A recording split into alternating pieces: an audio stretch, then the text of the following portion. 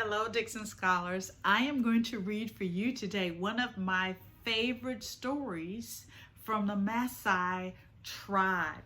It is called Who's in Rabbit's House? And it is retold by Verna Aardema, and the pictures are by Leo and Diane Dillon. So let's get started.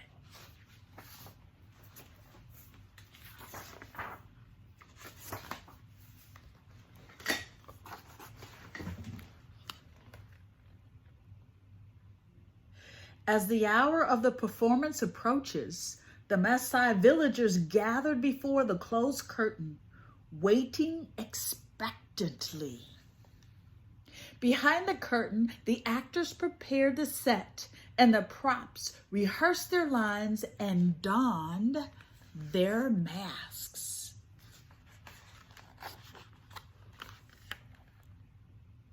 At last, the players are ready, and the curtain opens, and the play begins. Long, long ago, a rabbit lived on a bluff overlooking a lake. A path went by her door and down the bank to the water. The animals of the forest used the path when they went to the lake to drink. Every day at dusk, Rabbit sat in her doorway and watched them.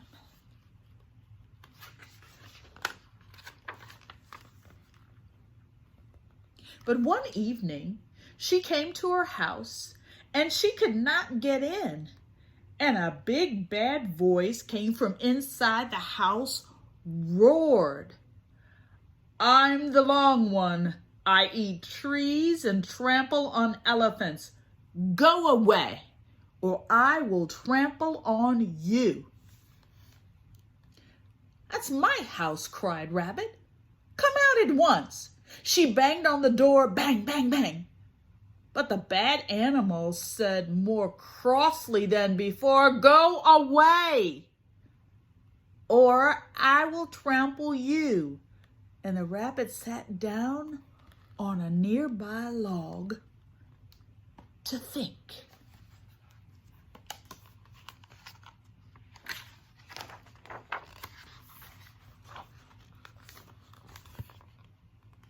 Now a frog happened to see this. She hopped up to the rabbit and said rather timidly, "I think I could get him out." Sniffed the rabbit. "You are so small you think you could do what I cannot. You annoy me. Go away." Frog would have left that rude rabbit if a jackal had not come along just then. Instead, she crouched behind a nearby tree to see what would happen.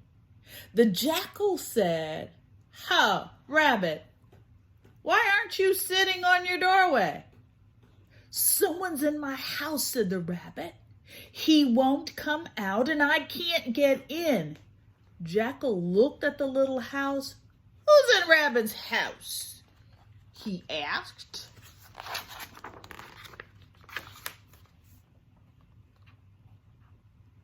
A bad voice replied, "I am the long one. I eat trees and trample on elephants. Go away, or I will trample on you." "I'm going," cried the jackal, and off he went. And the frog laughed softly to herself. Rabbit cried, "Jackal, come back here. Please help me." The jackal came back and he said, I think I know what to do. We must gather a big pile of sticks." And they did. "Now," said Jackal, "we'll put the sticks close to the door like this. And come on." He pushed the whole pile of sticks against the door. But Jackal protested. The rabbit.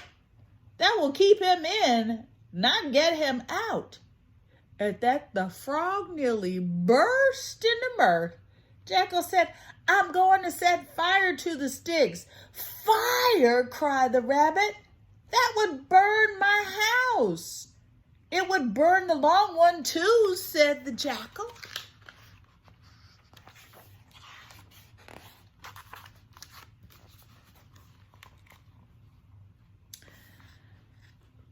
I won't let you burn my house, cried Rabbit. Go away. So the jackal trotted off, down the lake. Rabbit began to pick up the sticks, and a leopard came by. What are you doing, Rabbit? He asked. Are you putting sticks there to hide your house? No, not that, cried the rabbit. Someone's in my house. Jackal wanted to burn him out. Now I have to take this wood away. Leopard watched as Rabbit removed the sticks. Then he asked, Who's in Rabbit's house? The big bad voice says, I am the long one. I eat trees and trample on elephants. Go away or I will trample on you.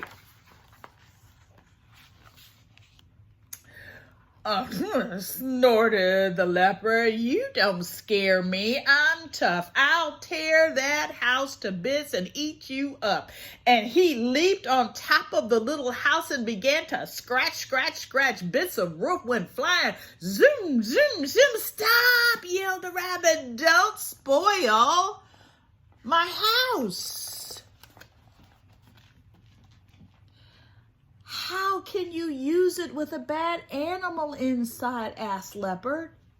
But it's still my house, said Rabbit. Go away. So the leopard jumped down and pat, pat, pat, pat, went down the lake. And the frog grinned and chuckled to herself. Rabbit climbed onto her roof and she smoothed and patted the roof. Pat, pat, pat, pat, pat, pat, pat.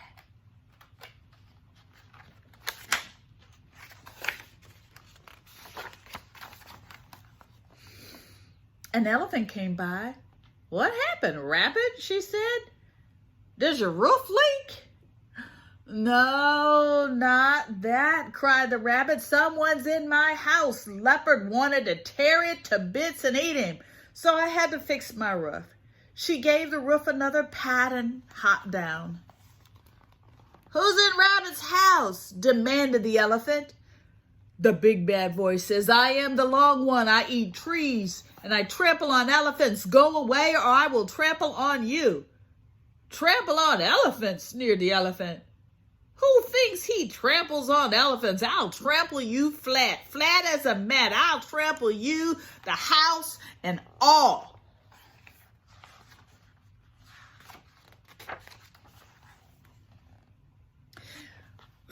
Went elephant towards the little house. Rabbit leaped in front of her. Don't smash my house, she screamed. I'm only trying to help, said the elephant. I don't want that kind of help. Go away. So the elephant trampled off down to the lake, and the frog laughed out loud. Stop laughing, frog, said the rabbit. See what that stupid elephant did to my yard? Now I have to smooth it. She found her hoe and set to work. Clack, clack, clack went the hoe. A rhinoceros came by. He asked, What are you doing, Rabbit? Are you making a farm here for your house? Rabbit stomped her foot. No, not that, she cried. Someone's in my house. Elephant wanted to trample him. She made holes in my yard. Who's in Rabbit's house? Asked the rhinoceros. A bad voice said, I am the long one. I eat trees and trample on elephants. Go away or I will trample on you. Fumed the rhinoceros. I'll hook you on my horn and hoist you into the lake, house and all. He put his head down and rush, rush, rush. He went towards the little house, but the rabbit leaped on his nose. She held his big horn with her little paws. Rhinoceros tossed his head up and away went Rabbit. Oh, over in the lake. Then, whoosh.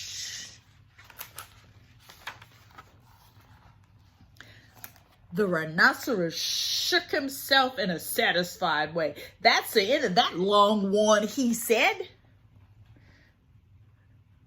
But that was the rabbit you threw in the lake, protested the frog.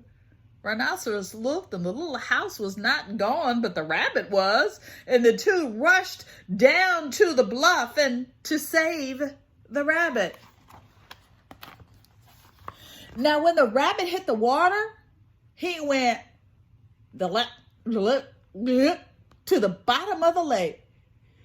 She kicked, and up she popped to the surface. Elephant was still drinking at the lake. She saw the rabbit come up. "Keep kicking," she called, and she swam out and put her trunk around the rabbit and carried her to the shore. "I saved you," she said.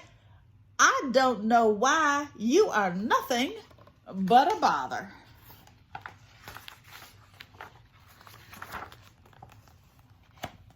"Thank you, Elephant," said the rabbit, and she went up the hill to her home. But she still could not get in. She sat on the log and began to cry. The frog came up from the lake. "Don't cry, rabbit," she said. "I think I can get that bad animal out of your house if you would let me try." "How?" asked the rabbit. The frog whispered, "Scare him out." The frog whispered, "Scare him out?" The rabbit whispered back, "But how?" "Watch me," said the frog. She took a big leaf and curled it around to make a horn. Then she talked into it. It made her voice very loud. She said through the horn, "Who's in Rabbit's house?" The bad voice said, "I am the long one. I eat trees and trample on elephants. Go away or I will trample on you." Frog said, "I am the spitting cobra. I can blind you with my poison. Now come out of that house or I'll squeeze under the door and spit poison into your eyes." Then the door opened. Out came a long green caterpillar. He was so scared his legs were jumping. He was looking everywhere. "Where's the spitting cobra?" he cried. "Don't let the spitting cobra get me. I was only playing a joke." "It's only a caterpillar," cried Rabbit. "Only a caterpillar," echoed Frog. She called the other animals. How they laughed when they saw that the bad animal was only a caterpillar. But the long one did not laugh. He was still saying, Where's the spitting cobra? Where's the spitting cobra?" The rabbit said, "Oh, long one, the spitting cobra was only Frog." At that, Frog laughed so hard all one could see was her big laugh. The big animals went away. The long one crawled up a tree. The rabbit sat in her doorway, and the frog sat on the log, croaking with laughter. The end. I hope you enjoy the Maasai story. Have a great day. Thank you, scholars, for listening.